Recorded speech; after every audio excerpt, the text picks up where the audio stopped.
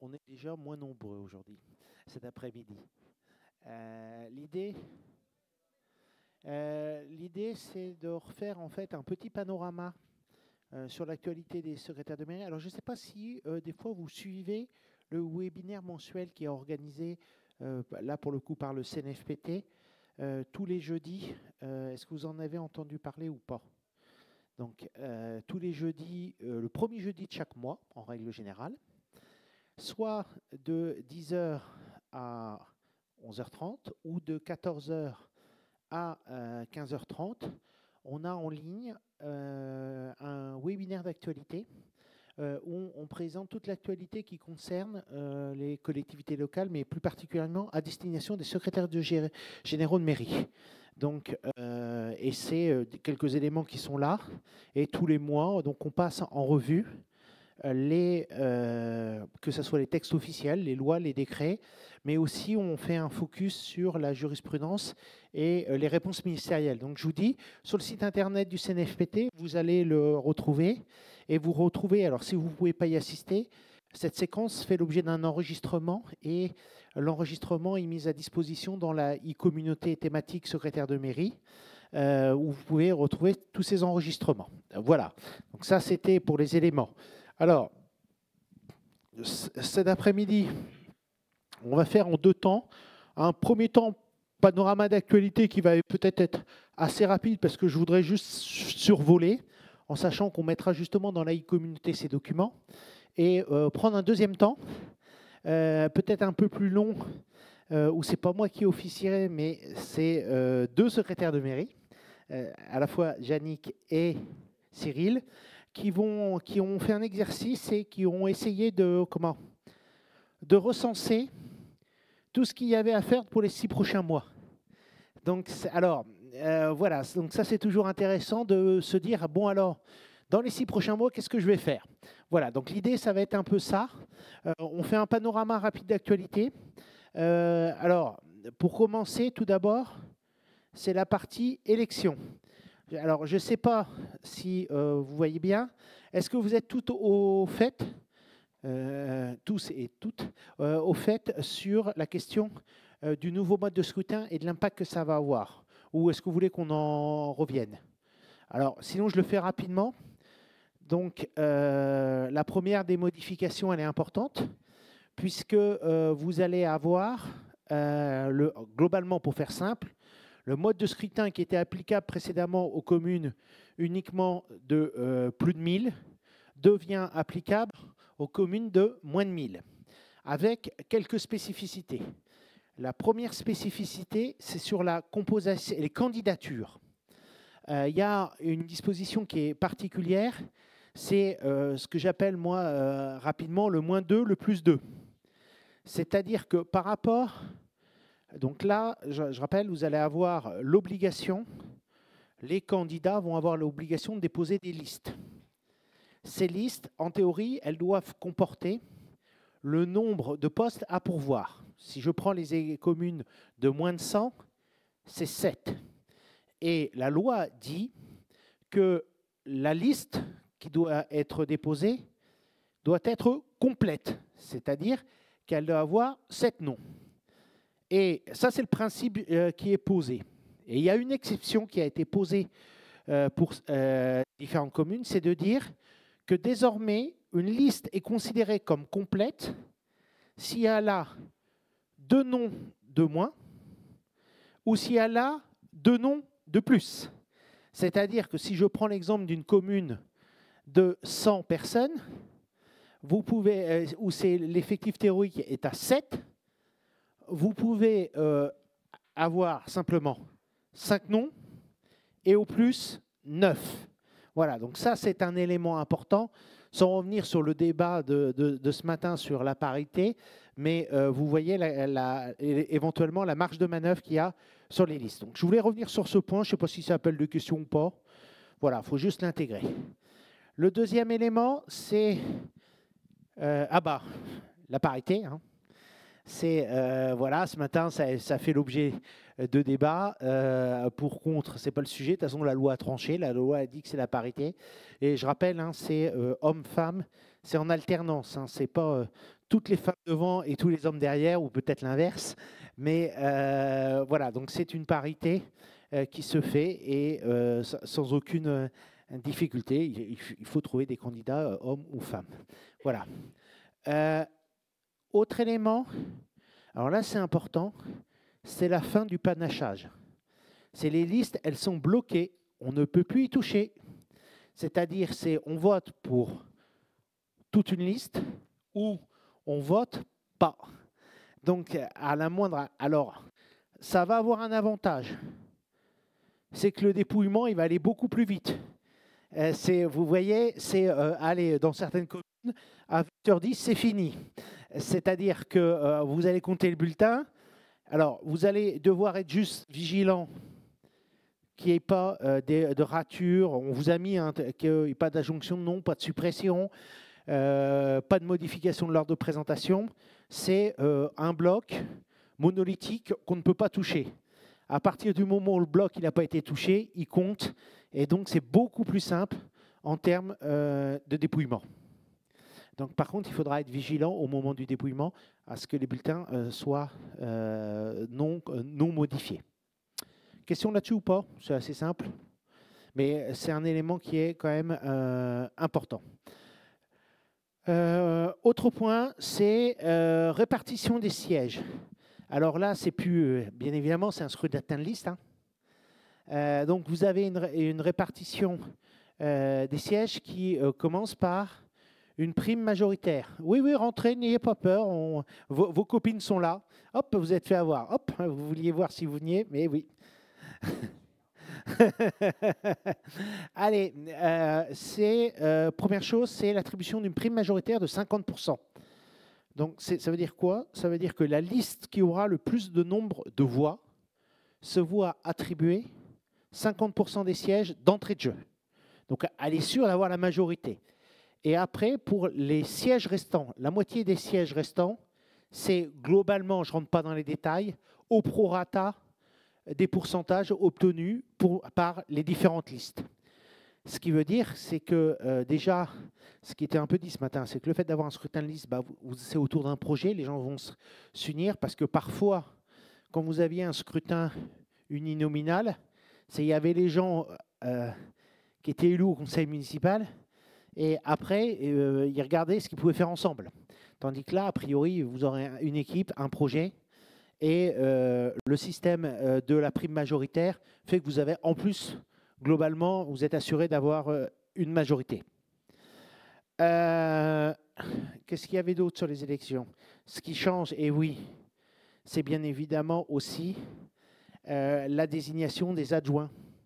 Pourquoi? Parce que jusqu'à présent, les adjoints, vous votiez nominativement, adjoint par adjoint. Là, c'est une liste, c'est un scrutin de liste. Donc, tout comme vous avez eu un scrutin de liste pour l'élection du conseil municipal, là, vous allez faire la liste des adjoints et c'est le conseil municipal qui va voter sur la liste des adjoints, en sachant que la liste des adjoints doit, elle, également être paritaire. Donc, il va falloir... Alors, par contre, ce qui est important, je le dis, c'est si le maire est une femme. Je vais prendre cet exemple. Le premier adjoint n'a pas d'obligation d'être un homme. La liste des adjoints est indépendante, je dirais, du sexe du maire. Donc, vous pouvez très bien avoir un maire homme, un premier adjoint homme. Par contre, le deuxième adjoint sera nécessairement une femme. OK ? Après, je vous passe les détails. Hein. C'est toujours les règles. C'est au troisième, c'est les 2 premiers tours, c'est à la majorité absolue. Sinon, c'est au 3e tour, s'il y a égalité des voix, c'est le plus vieux qui l'emporte. Mais ça, je dirais, c'est des règles classiques du droit électoral. Il y a des questions là-dessus ou pas? Alors, ce qui veut dire, hein, c'est que là, cette fois-ci, on parle toujours des élections municipales, 2 tours. Premier et deuxième tour, il est très fort probable qu'une très large majorité d'élections municipales soit pliée au premier tour. Je vous rappelle, alors il peut arriver aussi, c'est arrivé dans 64 communes sur 34 000 qui n'avaient pas de liste. Et dans ce cas-là, c'est le préfet qui va constater l'absence de liste, qui va mettre en place une délégation spéciale composée de 3 personnes et va constater et va enclencher des élections. Voilà, bon, c'était 64, je crois que la dernière fois c'était 64 en 2020, communes où il n'y avait pas eu de candidature. Question sur ce mode de scrutin ou pas? L'ordre du tableau. Donc, bien évidemment, l'ordre du tableau, alors, il va changer. Alors, je me rapproche parce que là, pour le coup, moi, je ne vois pas. Donc, le premier du tableau, c'est le maire. Ensuite, vous avez les adjoints prennent rang après le maire sur l'ordre de présentation de la liste des candidats aux fonctions d'adjoint. Donc là, c'est important. C'est-à-dire que la liste sur laquelle les gens votent désigne la position des adjoints. Premier, deuxième, troisième, quatrième, vous ne pouvez pas la changer. Donc il faut bien, c'est pas comme si vous élisiez les adjoints et après vous répartissiez l'ordre du tableau. Non, l'ordre du tableau, il découle de l'élection et de la liste présentée. Par contre, la liberté du maire, c'est après d'affecter les délégations qu'il veut librement. C'est-à-dire que c'est pas le premier adjoint n'a pas nécessairement les finances, le deuxième adjoint n'a pas nécessairement l'urbanisme, et ainsi de suite. C'est le maire qui va après décider, lui, à qui il donne ses délégations. Conseillers municipaux prennent ensuite place. Et alors, c'est en présence d'une seule liste, c'est par priorité d'âge les élus les plus âgés qui occupent les premiers rangs, d'accord? Et en présence de plusieurs listes, la priorité est accordée aux listes ayant obtenu le plus de voix. Pour les conseillers appartenant à une même liste, la priorité est accordée aux élus les plus âgés. Est-ce que c'est clair? S'il n'y a qu'une liste, c'est à l'âge. Si c'est après, s'il y a 2 listes, c'est la première liste qui a eu le plus de voix, les conseillers sont d'abord classés par ordre d'âge. Et après, c'est la deuxième liste classée par ordre d'âge. Voilà, et ce tableau est quand même, bien évidemment, important. La parité ne s'applique pas en l'espèce lors du tableau, n'est donc pas alternativement sexuée, puisque on peut avoir des compositions à géométrie variable. Et les élus intégrant le conseil municipal, suivant liste complément, prennent rang en toute fin de tableau de l'ensemble des conseillers municipaux. Et les adjoints nouvellement élus prennent rang au dernier rang du tableau des adjoints. Cependant, le conseil municipal peut décider par délibération qu'ils occupent le rang de leurs prédécesseurs. Donc, c'est en cours de mandat. Un élu, pour X raisons, cesse ses fonctions. Il y a un nouvel élu qui arrive, adjoint. Soit il prend, je dirais, la queue, il est dernier du tableau des adjoints. Soit le conseil municipal, mais il faut prendre une délibération spécifique, il reprend par exemple le poste de premier adjoint, si c'était le cas. Par contre, c'est bien une disposition spécifique, c'est une délibération spéciale. À défaut de délibération, il prend la queue. OK? Oui, là, on oublie effectivement la parité, c'est l'un des cas, mais il faut une délibération du conseil municipal. C'est pour ça que la dérogation n'est accordée que sur délibération. Ça veut dire que l'ensemble du conseil municipal a donné son accord pour cette dérogation. Hein? Non, non. Alors, la délibération va intervenir. Alors, je reviens. C'est soit votre élu. Alors déjà, il y a plusieurs hypothèses. Le premier cas, l'élu se fait virer. L'adjoint au maire se fait virer. Vous connaissez donc l'arrêt qui va s'appliquer. C'est le maire décide de retirer ses délégations à un adjoint au maire. À ce moment-là, c'est le conseil municipal qui doit décider s'il reste adjoint ou pas. Élément important. Avant, il perdait automatiquement le statut d'adjoint. Maintenant, c'est le conseil municipal qui décide. Alors, ce qui fait que vous pouvez avoir un conseil municipal éventuellement qui dit bah, nous, non, on n'est pas d'accord. OK, vous avez retiré ces délégations à l'adjoint au maire. Par contre, nous, on considère, Assemblée délibérante, qu'il doit rester adjoint au maire. Alors, ça a une particularité. Ça veut dire qu'éventuellement, il y a une petite tension entre le maire et sa majorité. Bon, ça, c'est à régler. Par contre, ça a une incidence financière qui n'est pas neutre. C'est que la première incidence financière, c'est qu'un adjoint qui n'a plus de délégation n'a plus d'indemnité. Parce que je rappelle que ce n'est pas le fait d'être adjoint qui vous donne la délégation, c'est d'avoir des délégations. Donc, dès lors que les délégations sont retirées, l'adjoint perd son indemnité. Okay. Deuxième élément qui est un effet de bord, c'est que si vous avez des conseillers municipaux délégués, alors ça peut arriver parfois, alors peut-être pas dans les communes en dessous de 3500, mais vous avez la possibilité, la loi permet de désigner des conseillers municipaux délégués. Mais vous ne pouvez pas désigner des conseillers municipaux délégués s'il y a un adjoint qui n'a pas de délégation. Donc, si le conseil municipal décide, pour X raisons, de maintenir un adjoint alors que le maire lui a retiré ses délégations, ça veut dire que le maire est obligé de retirer toutes les délégations aux conseillers municipaux délégués. OK? Donc ça, c'est des effets mécaniques qu'il faut avoir en tête. Est-ce que vous avez des questions sur ça ou pas? Non? Alors, je crois qu'on avait... Ah, on en est aux assesseurs. Alors là, je prends... alors, c'était la question qui est importante. C'est une question en fait parlementaire et qui revenait, qui peut vous vous concerner cette année. Alors, c'est conformément aux dispositions de l'article R44 du Code électoral, les assesseurs ne sont pas rémunérés, puisqu'une telle pratique conduirait à rémunérer des électeurs pour prendre part au processus électoral. Pour ces raisons, il n'est pas envisagé d'autoriser la rémunération des assesseurs ni de modifier l'article R44 électoral. Alors, en cas d'insuffisance du nombre d'assesseurs, le maire a la possibilité de désigner des assesseurs supplémentaires parmi les conseillers municipaux dans l'ordre du tableau, puis, le cas échéant, parmi les électeurs de la commune en application de l'article R44.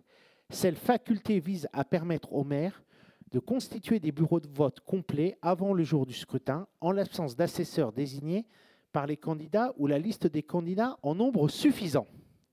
Alors là, c'était important. Pourquoi? Parce qu'en fait, j'en profite juste.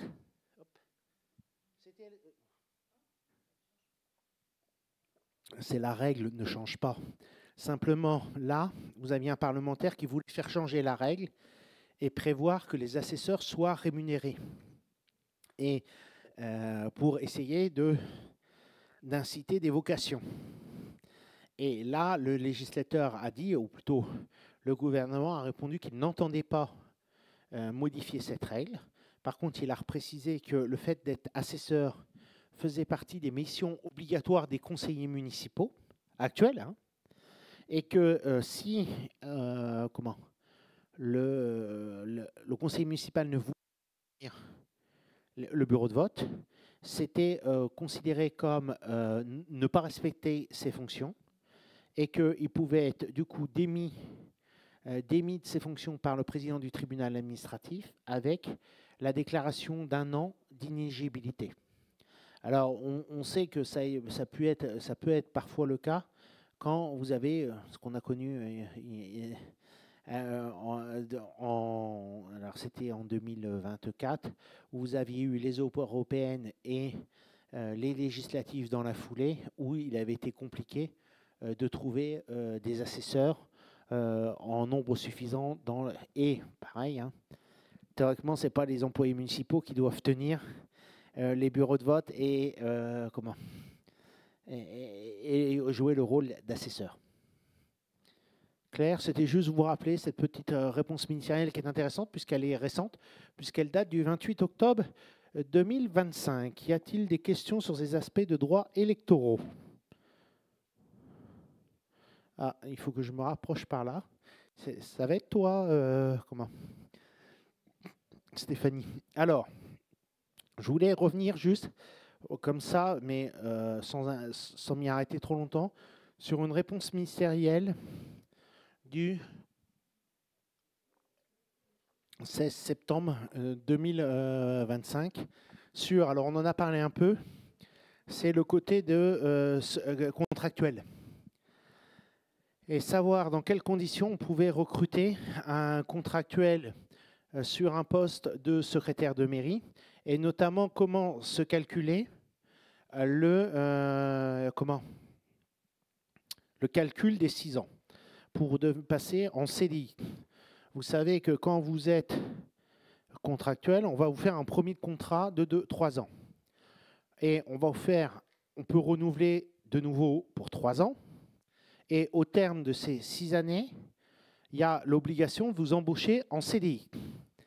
Et la question que posait le parlementaire, c'était de savoir, pour dire, est-ce que cette durée de 6 ans impose d'être dans la même catégorie professionnelle, c'est-à-dire que là, vous aviez une secrétaire de catégorie B, et après, elle passe secrétaire de catégorie A. Est-ce que les compteurs, le fait de changer de catégorie, remettait les compteurs à 0? Et très logiquement, le gouvernement répond et dit non, c'est la durée effective du travail effectué et non pas du travail effectué par catégorie.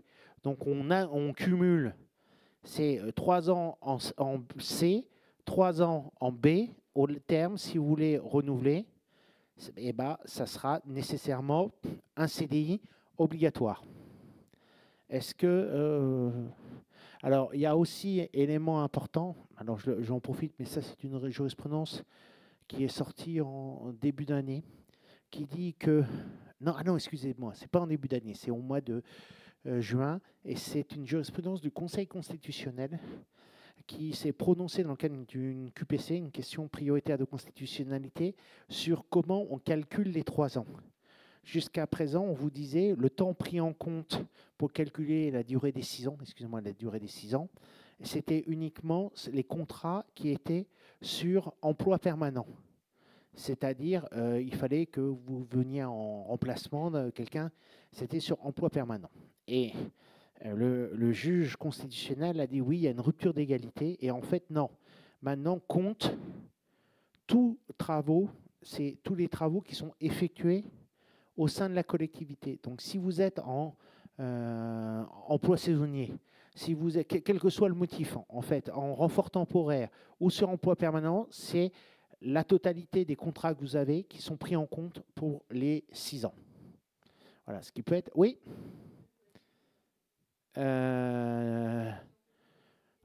Oui, sur une même collectivité. Oui, c'est toujours sur une même collectivité, puisque c'est votre employeur, c'est sur une même collectivité. Hein, ça engage l'employé, donc c'est sur une même collectivité. Par contre, c'est tout statut confondu, ce qui est beaucoup plus large, parce que parfois, votre employeur peut avoir tendance à jouer un peu sur les motifs du contrat pour vous maintenir un peu, parfois, plus ou moins sous la contrainte, en précarité. Oui, madame. Non. Alors, je ne sais plus, il n'y a pas de... Il me semble que quand c'est des très courtes absences, en fait, on considère qu'il y a une continuité. Oui. Mais je le fais de mémoire. Mais si tu as une interruption de 6 mois ou un mois, enfin, si c'est vraiment long, non. Mais je le fais de mémoire. Hein, je me demande si c'est pas... je vais peut-être raconter une connerie, mais ça m'arrive souvent, donc c'est pas le problème. Une bêtise. Oui, bon, une bêtise. Oui, oui, je commence. Non, je me demande si c'est pas 6 ans dans les 8 années qui précèdent. Je crois que c'est ça. Il y a un taquet qui est sur de mémoire.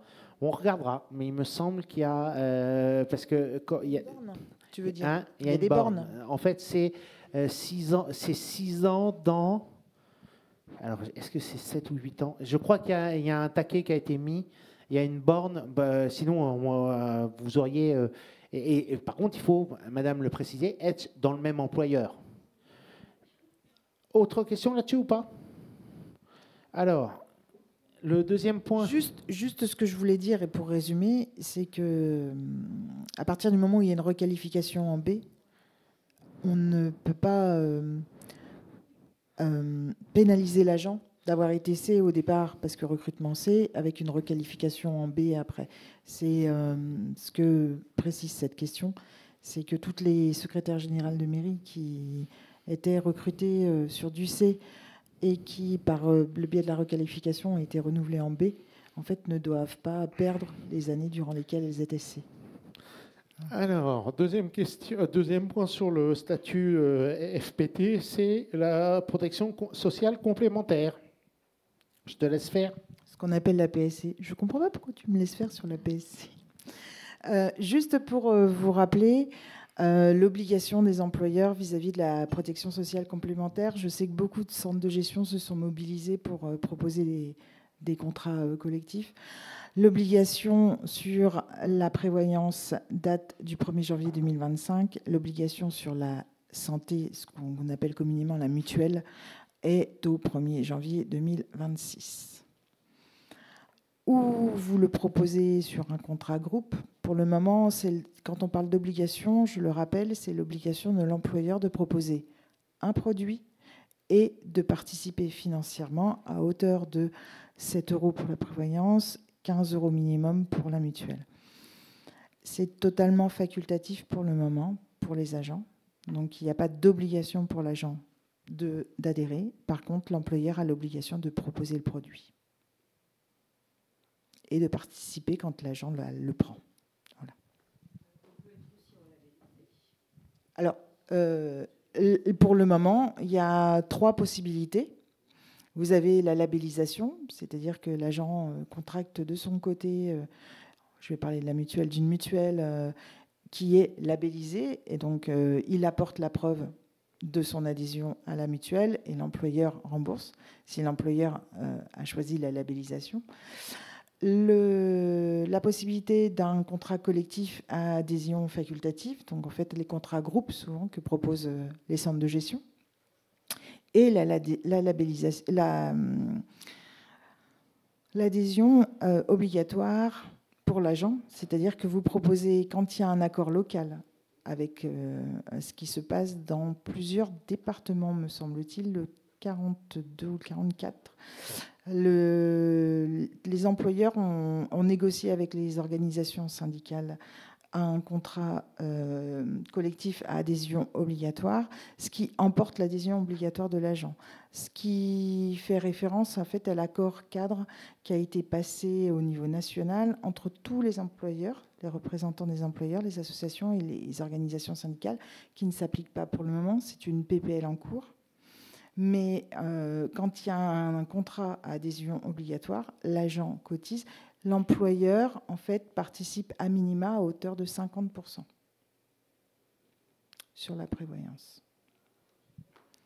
Actuellement, la PPL est sur la prévoyance. Question, pas question là-dessus? Donc, 3 possibilités. Alors, l'autre, c'est modification du compte-rendu d'entretien professionnel. Alors là, c'est une jurisprudence, et j'ai fait tomber le truc. Moi, je vais remettre les piles. De la Cour administrative d'appel de Nantes, qui est venue préciser les conditions dans lesquelles un entretien professionnel pouvait être un compte-rendu d'entretien professionnel pouvait être modifié. En fait, pour faire très simple, c'est l'entretien doit donner lieu à un compte-rendu. Ça, c'est classique, comprenant les objectifs pour l'année à venir.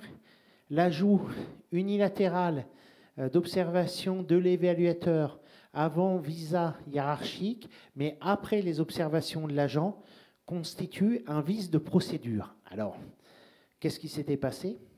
C'est qu'il y avait eu l'entretien. Le supérieur hiérarchique, après l'entretien, avait modifié le compte-rendu sans en informer l'agent. L'agent avait lui-même signé au préalable, pensant que, et les charmes du numérique, vous pouvez modifier, hein, et donc ils avaient signé, il l'a remodifié, et après, il a vu revenir un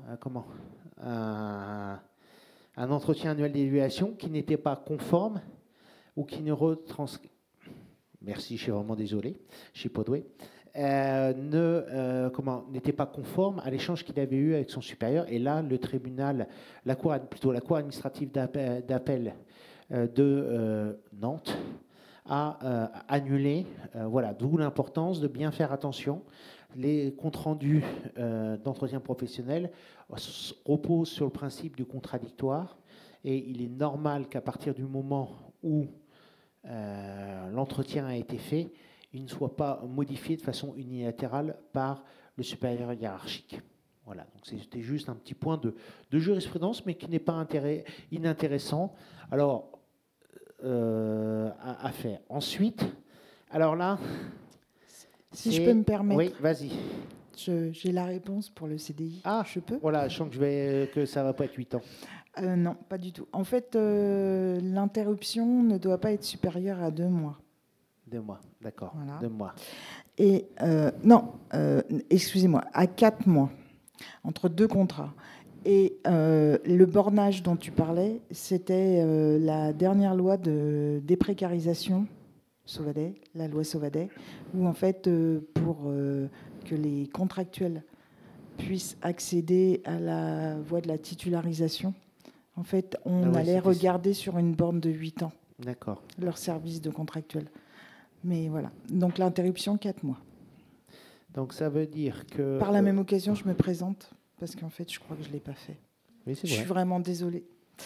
Je suis chargée de mission, fonction publique et ressources humaines à l'AMF.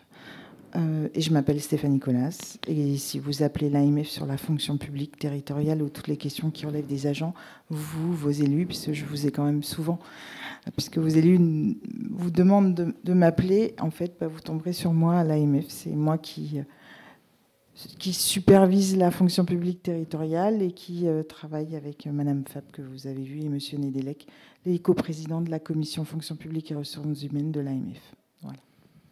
Alors, là, on reprend. Donc, ça va, j'avais pas totalement faux, c'est juste que c'était la loi Sauvadet. La déclaration, le risque d'une déclaration mensongère d'accident de service. En l'hypothèse, c'était un agent qui avait fait une déclaration en indiquant qu'il avait eu un accident de service, qui n'était pas le cas, et pour ça, il avait fait des fausses déclarations. Et l'administration, bien évidemment, s'en est rendu compte à un moment ou à un autre et a décidé de lui infliger une sanction disciplinaire, alors qui, en l'hypothèse, je crois que c'était 2 ans ou c'était comment exclusion temporaire de fonction de 2 ans. Exclusion temporaire de fonction de 2 ans pour une fausse déclaration sur un accident de service. Vous voyez, donc la sanction était lourde, 2 ans d'exclusion temporaire. Et alors, il y avait deux questions de principe. Première question de principe, c'est est-ce qu'on peut sanctionner un agent et sur quel motif pour faire une fausse déclaration d'accident de service? La réponse est oui, et c'est le manque de loyauté. Le juge administratif a considéré que cette fausse déclaration était un manque de loyauté vis-à-vis de son employeur. Deuxièmement, il a considéré, c'est quand même un élément important, que 2 ans d'exclusion pour ce motif-là n'était pas disproportionné et qu'il y avait bien une proportionnalité entre la faute et la sanction.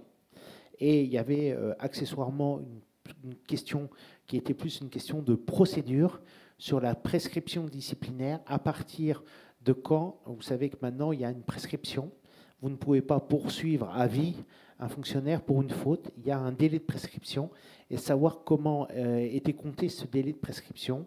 Et le juge administratif fixe à la date du dernier indice déterminant et porté à la connaissance de l'autorité territoriale. Et en fait, il y avait la question, c'était de savoir, parce que là, on était juste dans les limites, hein, de mémoire, c'est dans les 3 ans pour la sanction, 3 ans pour la sanction disciplinaire, hein, et on était quasiment au bout des 3 ans. Et c'était de savoir, est-ce que c'est quand l'autorité territoriale a eu la première fois connaissance des faits ou quand l'autorité territoriale a eu la plénitude des faits. Alors, c'est important, pourquoi? Parce que aujourd'hui, il y a une pratique qui a cours dans certaines collectivités, c'est de diligenter, excusez-moi, des enquêtes administratives. Et l'enquête administrative ne vient pas suspendre le délai de prescription. Sauf que parfois, ça prend du temps. Et donc, la question, c'était de savoir, est-ce que le délai, il commence à courir dès que l'autorité territoriale a eu connaissance éventuellement de la faute, ou quand tous les éléments. Et là, le juge dit, c'est au terme, lorsque l'autorité territoriale a tous les éléments et qui peut effectivement se faire une bonne appréciation de la situation. Alors, à la fois, c'est assez logique, mais voilà, c'est une jurisprudence du 16 septembre qui méritait d'être relevée. Question, pas question? Ou complément? Non? Et moi, je vous rappelle ou je vous précise, mais je pense que vous le savez toutes, que le disciplinaire, en fait, le fond est important, mais la forme l'est tout autant. Et quand vous lancez des procédures disciplinaires, quand l'élu lance une procédure disciplinaire contre un agent, en fait, le fait que vous ne respectiez pas ou qu'il n'y ait pas le respect de la procédure peut faire annuler. Voilà. Et j'ai beaucoup d'élus ou vous qui me saisissaient parce qu'il y a vraiment une procédure à respecter et il faut vraiment être vigilante sur le respect de cette procédure. Parce que sur le fond, le juge n'ira même pas voir le fond si la forme n'est pas respectée. Alors, on passe maintenant à une réponse ministérielle qui concerne les élus locaux et la délivrance de la carte tricolore d'adjoint, de maire et d'adjoint. Donc, vous savez que les élus les maires et adjoints peuvent se voir délivrer par les services de la préfecture une carte tricolore. Cette carte, elle leur est délivrée au titre notamment de leur fonction d'officier d'état civil, mais aussi d'officier de police judiciaire. Et la question qui a été posée par le parlementaire au gouvernement était de savoir si il était envisagé de faire évoluer ces règles pour notamment permettre aux conseillers municipaux également de bénéficier d'une carte d'identité, une carte tricolore. Et le gouvernement, par cette question ministérielle, répond que non, qu'il n'est pas prévu de faire modifier cette réglementation parce que, en fait, cette carte est attribuée uniquement aux maires et aux adjoints parce qu'ils sont officiers de police judiciaire et parce qu'ils sont officiers d'état civil et qu'il n'est pas prévu de donner une telle carte aux conseillers municipaux. Alors, c'est important parce que, nécessairement, dans quelques mois, vous allez avoir des conseillers municipaux qui vont arriver et qui vont dire mais pourquoi moi j'ai pas de carte, le maire et les adjoints ont des cartes et nous pourquoi on n'en a pas. Voilà donc le gouvernement a souhaité rappeler ces éléments. Oui.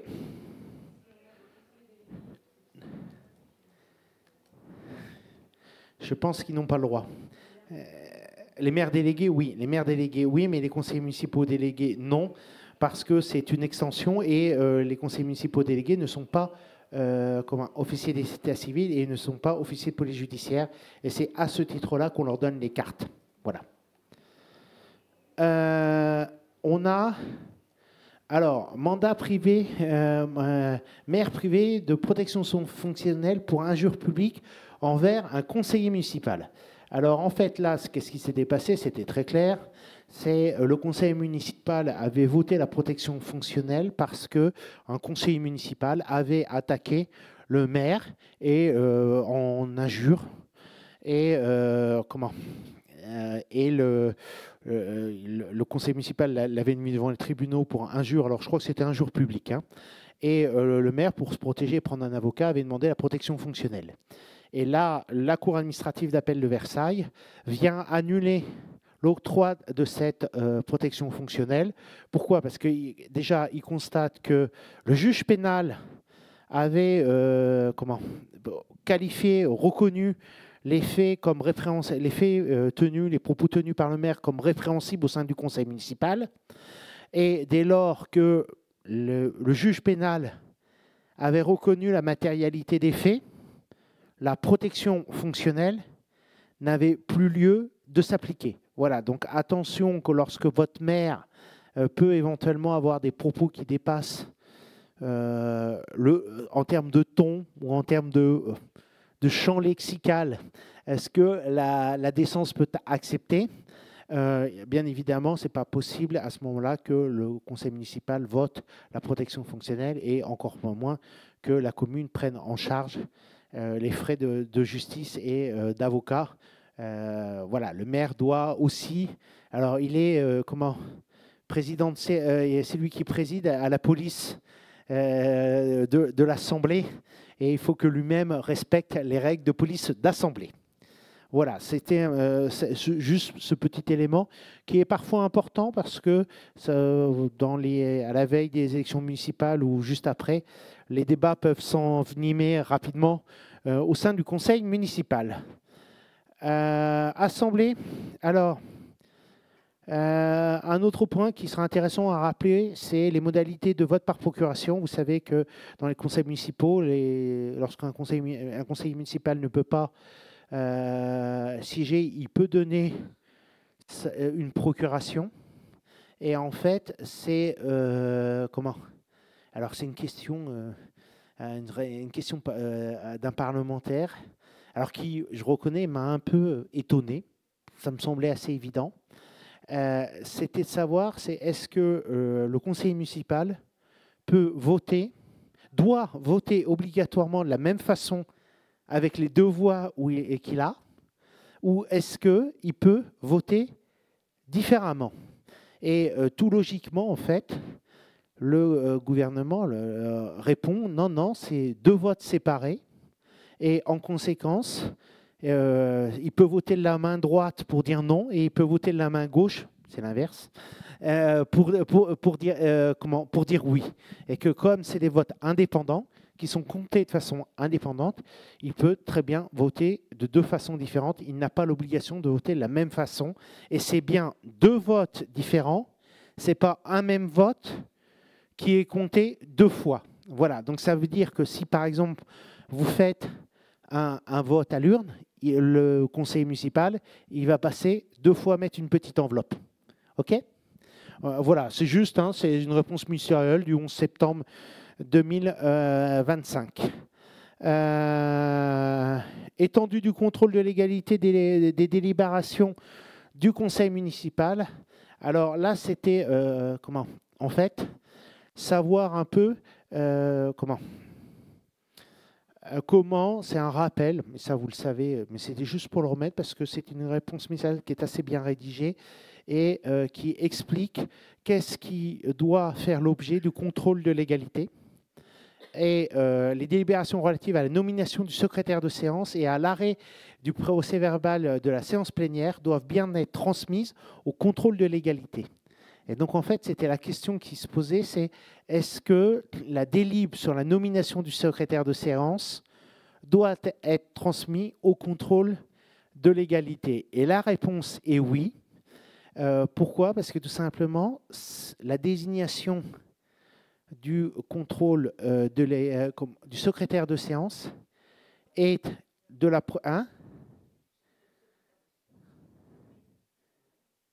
Il est nommé par qui? Par le Conseil. Il est approuvé par le Conseil. Donc ça veut bien dire...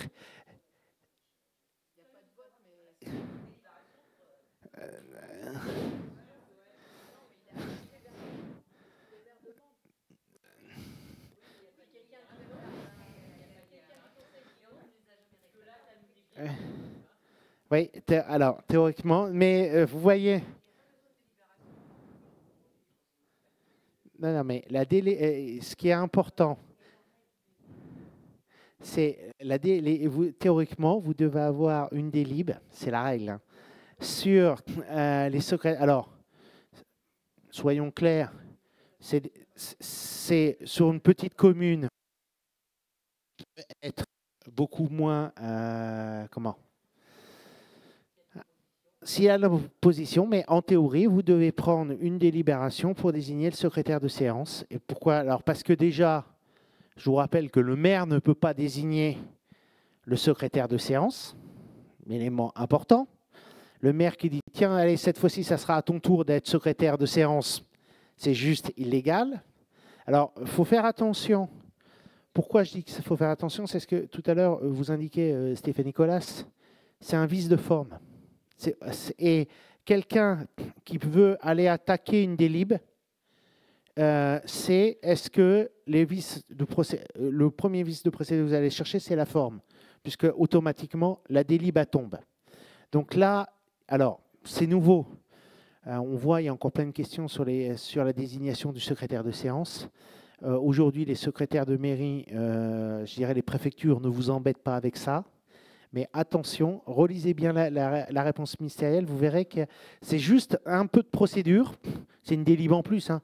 A été désigné, alors certes, c'est une délib en plus, mais c'est au moins important dans le compte-rendu de bien désigner, si vous ne prenez pas délib, mais au moins dans le compte-rendu, de bien préciser que la désignation du secrétaire des séances a été faite par approbation du conseil municipal. Oui, ou le conseil municipal, après en avoir délibéré, nomme. Mais voilà cet élément. Je vous dis, elle est intéressante parce qu'en fait, c'est une réponse ministérielle qui refait le point assez clair sur les obligations en matière de publicité de ce côté-là. Oui, oui. Non, mais le problème, attendez. Le problème, c'est juste d'avoir un bon avocat qui, derrière, vous démonte. C'est comme si vous ne comptez pas le quorum. Oui, mais... Non, vous n'avez pas, alors, vous n'avez pas le droit déjà de désigner un secrétaire de séance pour les 6 ans à venir. Vous devez désigner le secrétaire de séance à chaque séance du conseil municipal. Voilà, donc... Alors, attention de ce côté-là. Ah oui, alors la notion de prise illégale d'intérêt lors de la vente d'une subvention à une association. Et là, c'est toujours la problématique du déport et l'obligation pour les membres du conseil de ne pas participer au vote d'une subvention à une association pour lesquelles ils auraient des fonctions de dirigeants au sein de l'organisation, de l'association. Donc je rappelle, hein, c'est que vous ne pouvez pas, quand vous êtes conseiller municipal, adjoint ou maire, hein, participer au vote qui attribue une subvention à une association dont vous êtes président, trésorier ou secrétaire. Vous devez vous abstenir de prendre part au vote ou d'instruire la décision. Ce qui, pour le coup, est assez... alors, il y a quelque temps, il y a 15 ans, 20 ans, ça n'aurait pas posé de problème. Aujourd'hui, les règles sont différentes et on demande aux élus de procéder à un déport et de ne pas participer au vote. Élément important, toujours pareil, hein, c'est qu'il faut que dans le compte-rendu du PV, il soit fait mention que tel ou tel élu s'est déporté, est sorti, alors vous mettez est sorti, et il n'a pas pris au vote, et par contre, juste, hein, c'est décompté bien dans les comptes. Alors, il y a une question, c'est je vous rappelle qu'il faut que vous ayez toujours le quorum sur chaque point à l'ordre du jour, et ce n'est pas le quorum en début de séance, donc il faut que vous vérifiez que vous avez le quorum. Donc, si vous avez dans votre conseil municipal le président de l'association, le vice-président, le trésorier et le secrétaire, vous pouvez avoir un problème de quorum. Mais néanmoins, au-delà de la boutade, il faut que vous vérifiez qu'après retrait, que vous ayez le quorum. Et surtout, il ne faut pas, c'est que dans le PV, vous ne teniez pas compte du fait que l'élu est sorti, puisque ça modifie le nombre de votants et ça modifie du coup le quorum. Vous avez une question? Non? C'est bon? Ouais. Non, mais je vous donne l'exemple. Vous avez 9 élus. Vous avez un élu qui sort parce qu'il est président de l'association. Et que dans votre compte rendu, alors vous pouvez éventuellement, l'élu est sorti. Okay, et au moment du vote, vous mettez 10 votants adoptés à l'unanimité. Eh oui, mais des fois, vous savez aussi bien que moi que vous préparez des délibes parfois à l'avance. Et attention sur les copier-coller malheureux. C'est juste cette précaution. Hein, je pense qu'il y a du vécu là. Faites attention à la délib qu'on a préparée et en copier-coller et on n'a pas fait gaffe et on ne décompte pas les voix.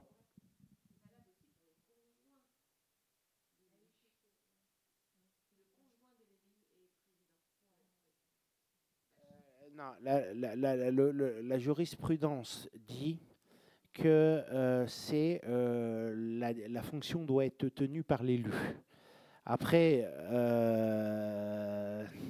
vous avez ça peut devenir comment? Ça peut éventuellement devenir compliqué si c'est possible à faire. Bon, il vaut mieux parce que après vous rentrez. Là, vous parlez du conjoint, mais on pourrait aussi dire les enfants, la maîtresse, voilà, donc c'est un petit peu plus compliqué.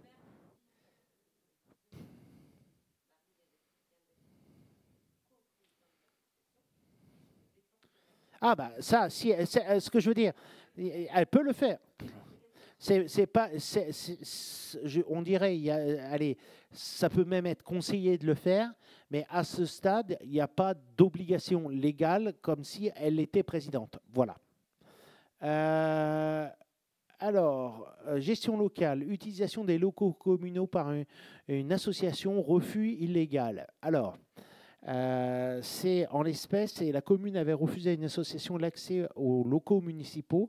Le juge constate que les motifs invoqués, ancien incident, dégradation ponctuelle, propos d'un entraîneur ne suffisent pas à caractériser un trouble à l'ordre public ou une mauvaise gestion des biens communaux.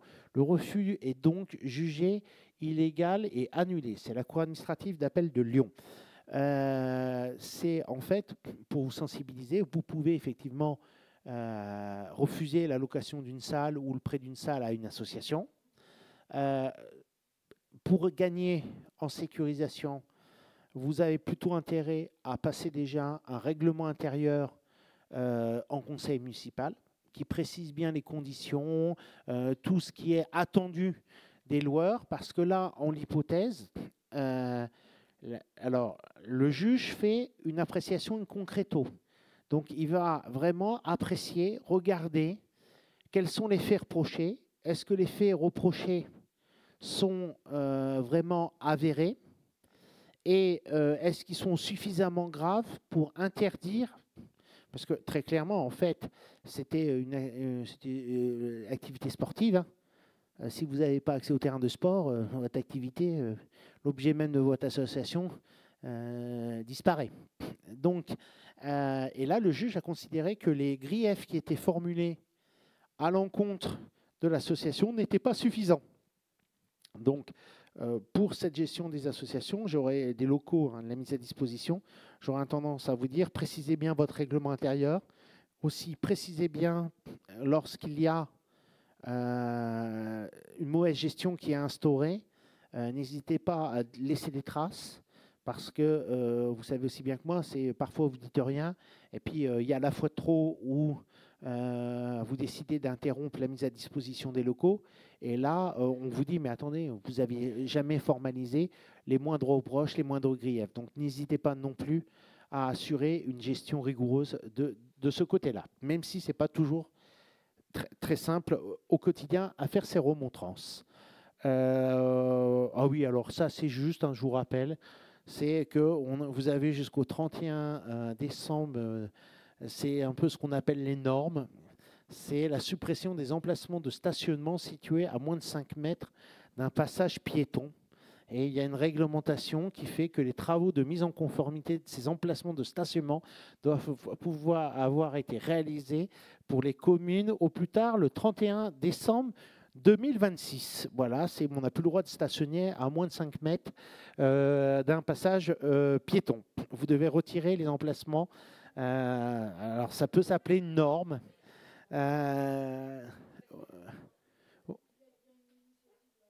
Oui. Ah, oui, mais je pense qu'il y a une réglementation qui doit vous expliquer comment doit être mis le passage piéton. Ça doit être pas dans un virage. Donc, vous devez aussi avoir une norme. Mais bon, voilà. Mais c'est un élément... comment? Alors, c'est un élément important. Pour le coup, on peut avoir la blague. Mais à mon avis, vous avez un accident routier, de la route sur quelqu'un, parce que en fait l'idée, hein, c'est on veut retirer, c'est pour que il y ait une meilleure visibilité. Et je pense que s'il y avait un piéton qui se fait renverser sur un passage clouté et qu'il puisse prouver qu'il n'y a pas eu la visibilité pour le conducteur ou pour le piéton de l'arrivée d'un véhicule, non pas la victime, mais son assureur va tout de suite aller chercher la responsabilité de la commune pour ne pas avoir supprimé les places de stationnement. Donc je pense que derrière, vous pouvez avoir un risque contentieux, un risque de responsabilité, et risque d'autant plus fort que dans ces histoires, ce n'est pas des particuliers, c'est des jeux purs d'assurance qui attaquent assurance contre assurance. Donc ça, vous ne maîtrisez rien, puisque c'est des recours en assurance. Oui.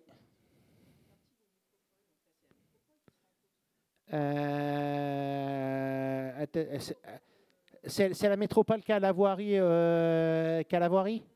Donc c'est la métropole, c'est le président de la métropole. Allez, hop. Bon. Affaire réglée. Alors, est-ce que vous avez des questions sur la voirie ou pas? Alors, ça fait une habile transition avec, puisque je vous disais, travaux à réaliser avant déplacer les emplacements de stationnement avant le 31 décembre 2026. Et on voulait, avec vous, en fait, faire une revue en fait, des tâches à exercer au cours des 6 prochains mois, de passer un peu en revue avec vous les 6 prochains mois des activités qui vont vous attendre en tant que secrétaire de mairie. Et là, je vais passer la parole à Yannick et à Cédric, c'est eux qui ont préparé le texte et qui vont pouvoir vous dérouler un peu les choses. Voilà. Allez, je vous donne le micro. C'est à vous. Allez. Oui, je me lève. Non, pas forcément. Oui, on a essayé de faire le point avec Yannick. Je vais peut-être me présenter. Cyril Rebière, DGS d'une commune de 2600 habitants d'Indre-et-Loire. Je suis passé par une petite collectivité avant de 800 habitants, donc je connais bien le poste quand même des secrétaires généraux de mairie qui travaillent tout seuls. On a essayé de faire un petit point et en essayant de travailler sur ce tableau, on avait commencé à lister avec Yannick beaucoup de points de façon très thématique et on s'est dit que pour aujourd'hui, il était plutôt satisfaisant et plutôt mieux de faire. Qu'est-ce qu'on va avoir comme tâche régulière à faire, et le tableau était un peu repris, donc je le connais beaucoup moins, mais nous, on avait pensé ça plutôt comme ça. Mais en décembre, effectivement, on a quand même listé le fait de la clôture de l'exercice, de préparer un planning prévisionnel pour des conseils municipaux 2026, et surtout de préparer l'organisation des bureaux de vote qui arrivent à grands pas. Un autre point qui nous paraissait important, c'était les délibérations d'ouverture de crédit pour le début de l'année en investissement. Les tarifs municipaux, s'il est à les reprendre, parce qu'on sait aussi que des fois on se fait un peu happer par le temps et qu'on se dit « oh là, on n'a pas les tarifs ». On a aussi pensé qu'il était important, surtout en cette période, de penser au bulletin et aux vœux du maire et de rappeler à nos élus que la période préélectorale était là et qu'il fallait faire un petit peu attention à ce qu'on doit dire. Et un dernier point qui était, moi qu'avais oublié, merci Yannick, heureusement qu'on travaille deux, qui m'a rappelé qu'on était en plein entretien professionnel. J'étais dedans, mais j'étais tellement dedans que j'ai pas pu lever la tête et me dire je suis en train de faire ça aujourd'hui. Et je pense qu'on est tous un peu comme ça. Et ce type de planning nous permet de nous dire aussi, effectivement, les tâches sont nombreuses. Et on ne sait même plus vraiment ce qu'on fait parce qu'on a tellement l'habitude de le faire qu'on n'y pense même plus. Je vais laisser la parole à Yannick pour janvier-février. Alors moi, je vais me rapprocher un peu parce que j'ai mes lunettes. Donc en janvier-février, effectivement, on a la clôture des registres de l'année N-1. Donc ça, c'est important. Et puis l'ouverture, forcément, des registres de l'année N. En administratif, c'est une période aussi où on peut penser à l'archivage, parce que c'est vrai que pour redémarrer une année avec l'esprit clair, il est bon de faire l'archivage. En termes de ressources humaines, c'est le moment aussi où on se pose des questions, mais c'est vrai que le centre de gestion nous envoie régulièrement les avancements d'échelons, de grades. Donc c'est vrai que c'est la période où on se pose un petit peu la question de la carrière de nos agents. En termes de finances, alors là aussi, en janvier-février, on ouvre le budget 2026 parce qu'on a les premières dépenses, surtout en fonctionnement. Voilà, une mairie n'arrête pas de fonctionner parce qu'on change d'année et parce qu'il y a les élections. Il faut que l'on puisse continuer. Et puis, on doit aussi envisager, en fait, une commission finance, alors avec les élus actuels, pour clôturer, commencer à faire aussi le CFU. Donc, parce qu'avec toutes ces transmissions que l'on a de la trésorerie, etc., et puis la trésorerie revient vers nous, donc il faut compléter les annexes. Donc c'est quand même quelque chose de chronophage. Et puis il y a cette appréhension du numérique. En fait, toutes ces plateformes, c'est un petit peu compliqué. Donc c'est vrai qu'il faut qu'on s'y prenne un petit peu à l'avance pour pouvoir être à l'aise au moment du vote. Et puis, alors, selon le choix de nos élus, soit l'élu en place repart comme maire, et du coup, il va se dire, eh bien, moi, je préfère voter le budget avant les élections. Comme ça, dès la mise en place de la nouvelle équipe, etc., en avril, ça va tourner. Ou alors, on va avoir aussi l'élu qui dit moi, je n'envisage pas de voter le budget parce que voilà, je ne me représente pas et donc je préfère que ce soit la nouvelle équipe qui s'en charge. Alors, c'est là où nous, on a intérêt d'anticiper parce que il y aura donc l'accueil des nouveaux élus, la mise en place des commissions. Vraiment, les premières réunions d'avril, ça va être quelque chose quand même. Donc, faire une nouvelle commission en avril avec des nouveaux élus, ça va être un petit peu compliqué.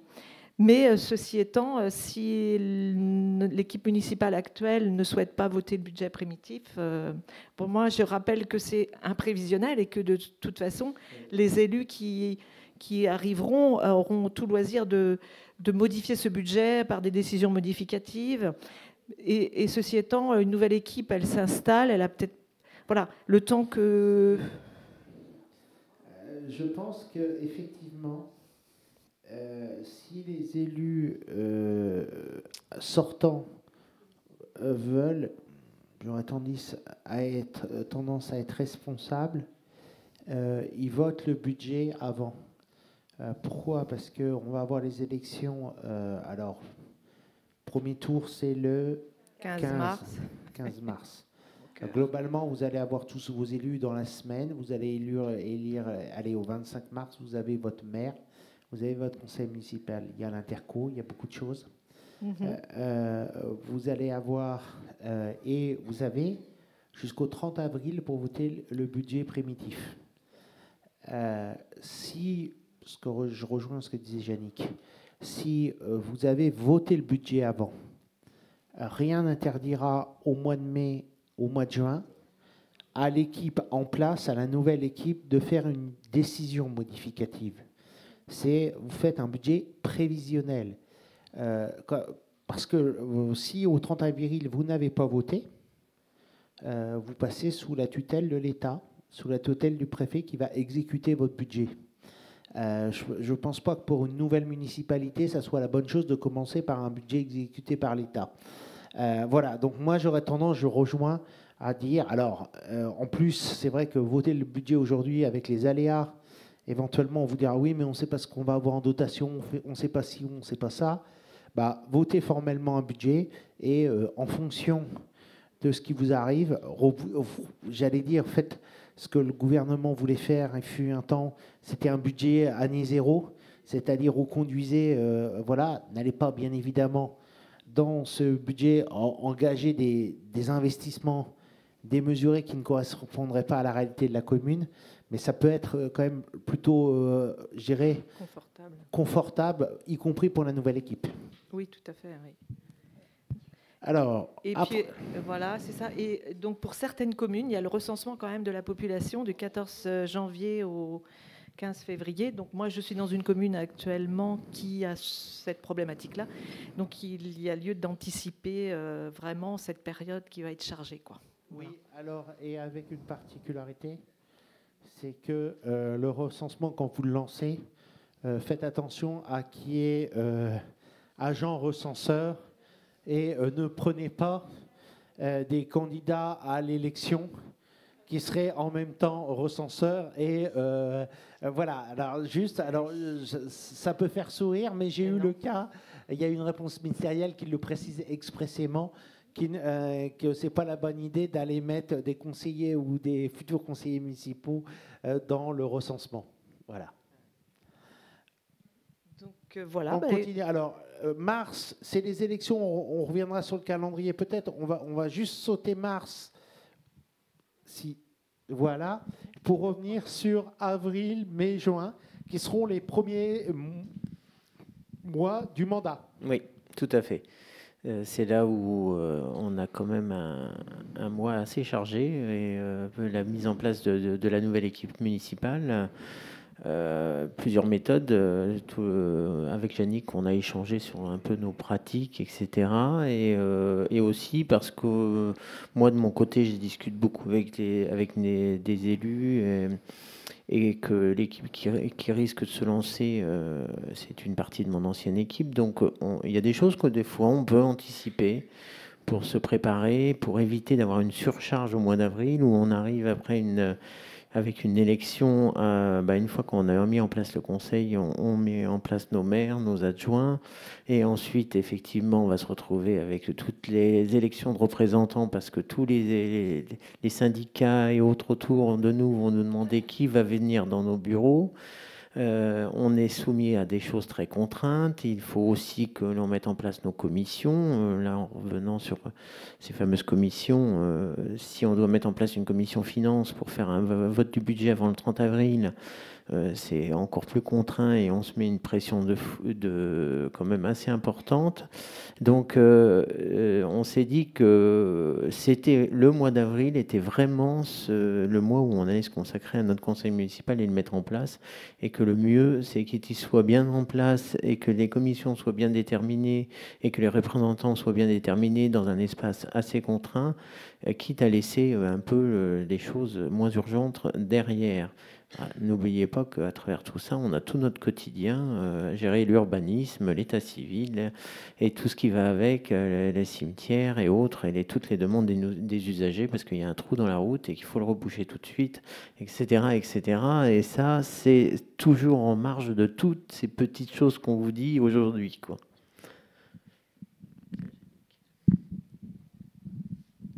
Le mois de mai, j'avais indiqué effectivement la commission des impôts parce qu'en fait, annuellement, nous devons donc réunir cette commission. Donc là, c'est pareil, hein, je crois qu'elle est créée au sein du conseil municipal. Hein, il y a 12, il me semble, je ne sais plus exactement, des propositions. Il y a des propositions. Et voilà, et puis après, il faut la réunir pour donc passer en revue toutes les habitations, les travaux, etc. On a pensé aussi, alors, voilà, les ressources humaines, c'est organiser une rencontre aussi avec le nouveau maire, éventuellement la nouvelle équipe et les agents. Ça nous semble un temps important pour créer aussi cette confiance qui, nous, est importante pour nous. Et puis, il y a le récollement des archives. Transmission, c'est pas le mot, c'est récollement. Une fois que j'ai envoyé la slide, j'ai dit, hop, là, récollement.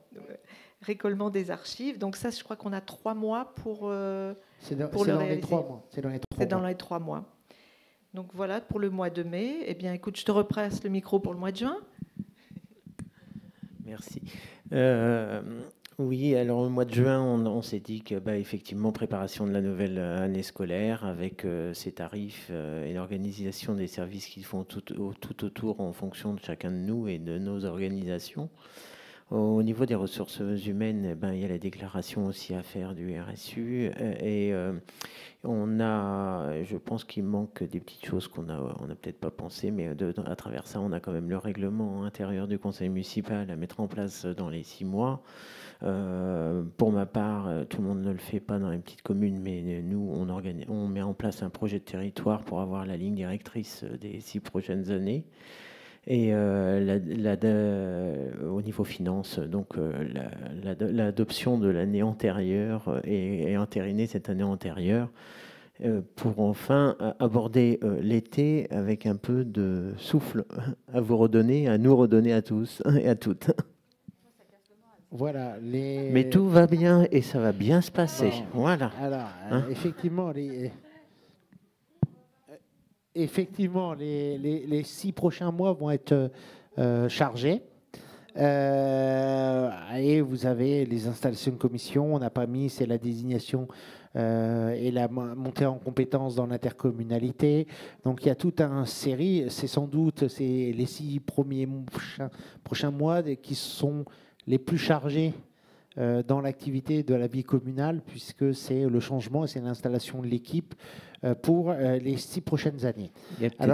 Excusez-moi, mais il y a peut-être une chose à préciser, que c'est dans les délégations de pouvoir au maire aussi qui sont très importantes dans l'installation du conseil, oui. Puisque toute cette délibération qui va définir le pouvoir du maire et ce qu'il va pouvoir déléguer à ses propres adjoints à travers ces délégations va permettre cette mise en place de notre travail de façon peut-être plus allégée ou des fois plus difficile à mettre en œuvre à cause des contraintes de ces délégations. Effectivement, puisque vous avez un double niveau de délégation. Le premier qu'il faut se prononcer, c'est les délégations du conseil municipal au maire. Vous avez un bel article, alors je n'ai plus de tête, mais je sais par contre qu'il fait 33 items. Vous avez 33 types de délégations du conseil municipal au maire. Et donc, il faut que le conseil municipal se prononce. Et c'est à vous, en tant que secrétaire de mairie, de préparer cette délibération avec le maire pour voir quelles sont les compétences que le conseil municipal est prêt à transférer au maire, en sachant que le maire sera tenu après à chaque conseil municipal de rendre compte de la manière dont il a exercé ses délégations. Et la deuxième hypothèse importante, c'est les délégations que le maire va lui donner à ses adjoints, comment il est réparti, comment ils sont formalisés. Elles doivent être formalisées dans le cadre d'un arrêté, un arrêté du maire qui précise l'étendue de chacune des délégations. Donc oui, il y a énormément de travaux. On avait mis dans le document, mais qui est alors c'est un peu long. On ne va pas arriver à le lire. Je vous invite, c'est soit aller sur le site de l'AMF, soit sur le site du CNFPT.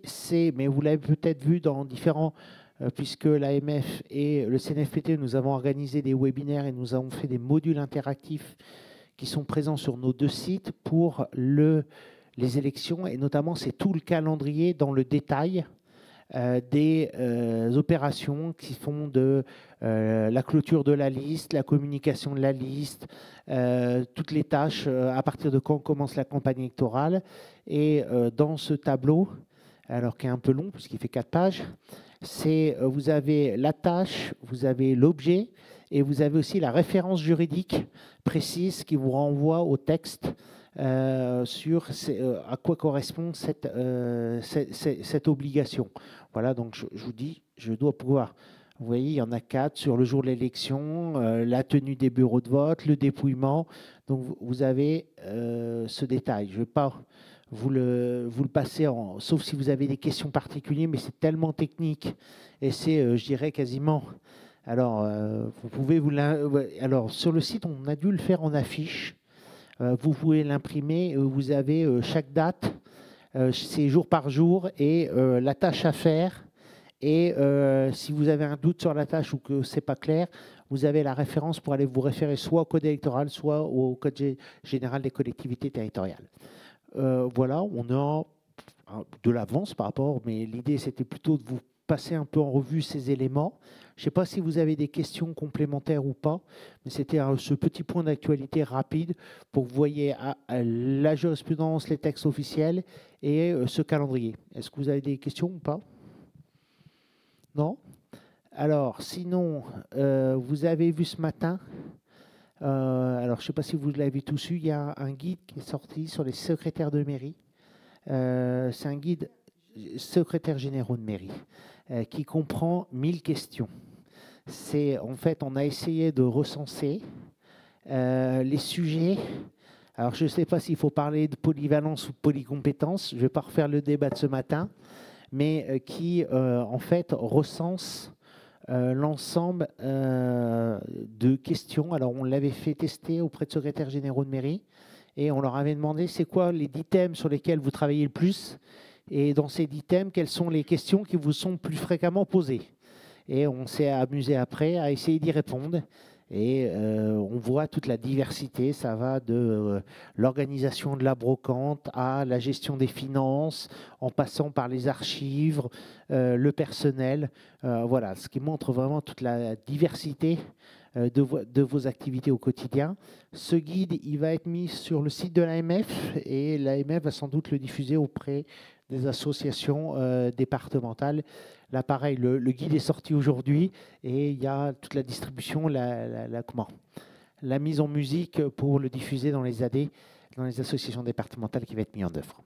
Voilà un peu pour cet après-midi, le panorama d'actualité. Je ne sais pas si vous avez des questions ou pas. Sinon, vous allez pouvoir profiter de... Excusez-moi, je voudrais juste profiter et rappeler que par rapport à l'actualité, puisque c'est un webinaire d'actualité, ce matin, on a évoqué les décrets qui étaient sortis. Et voilà, en fait, on a un support qui s'appelle Maire Info. Je ne sais pas si vous le connaissez, c'est 5 brèves par jour.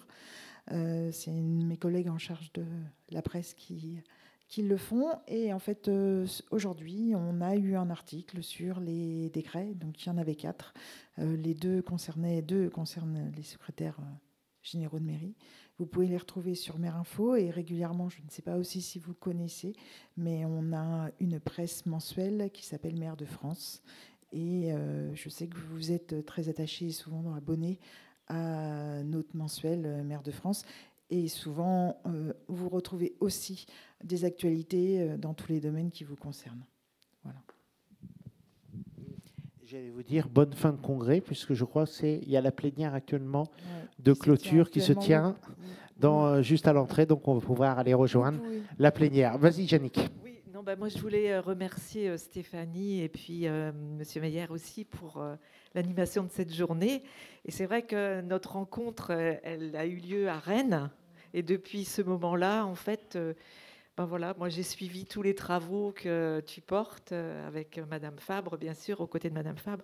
Et moi, ça m'a donné de la motivation pour dire les choses. Et non, vraiment, c'est un super travail, quoi.